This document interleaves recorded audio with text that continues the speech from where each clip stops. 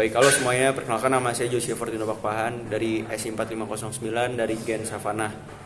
Jadi pada kesempatan kali ini saya akan menjelaskan tentang kepemimpinan dan organisasi yang disampaikan oleh Abang Titok Aji Cakra.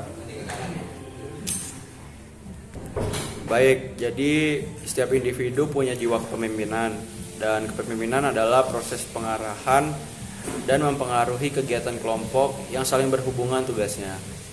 Kepemimpinan ini menyangkut orang lain, anggota kelompok mendukung suatu kepemimpinan. Pemimpin memiliki wewenang terhadap anggota kelompok, tapi tidak sebaliknya. Pemimpin tidak hanya memerintah, tetapi juga mempengaruhi bagaimana anggotanya menyelesaikan masalah. Tujuan kepemimpinan yaitu memberi pedoman agar suatu tujuan tercapai. Dengan fungsi yaitu task related dan group maintenance.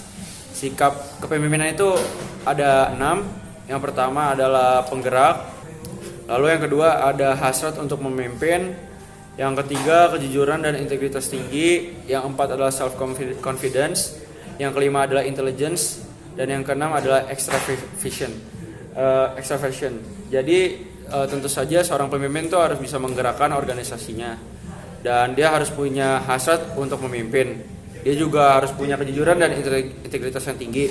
Dan dia juga harus percaya diri agar jika dirinya sendiri tidak bisa percaya diri, lalu bagaimana anggota-anggota dari organisasi tersebut bisa percaya gitu kepada seorang pemimpinnya.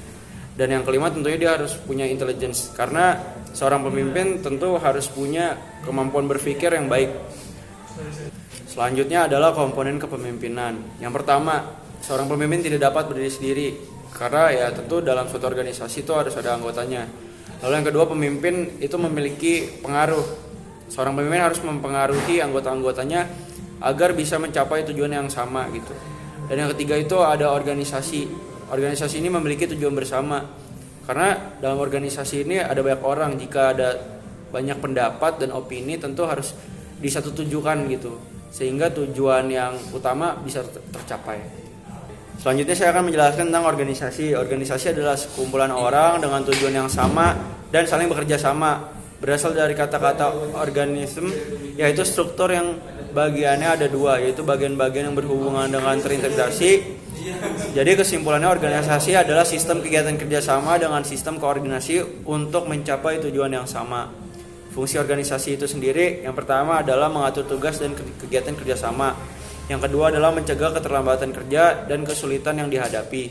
Yang ketiga, mencegah kesimpangan kerja. Yang keempat, menentukan pedoman kerja.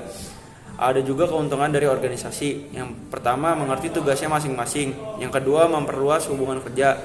Yang ketiga, koordinasi yang tepat. Yang keempat, tenaga kerja yang efektif. Dan yang kelima, kegiatan berjalan efektif dan efisien. Sekian penjelasan saya tentang kepemimpinan dan organisasi. Terima kasih.